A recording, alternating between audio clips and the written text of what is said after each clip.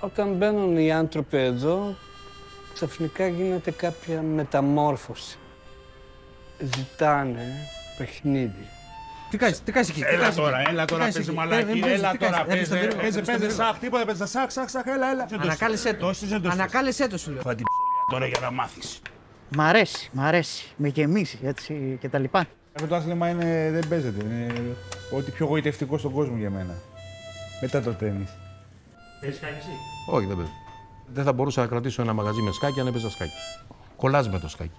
Σε τρελαίνει. Εμείς έχουμε ένα καφενείο. Δηλαδή το μαγικό μέρος, χωρίς να το ξέρεις όμως, που ζεις πραγματικά.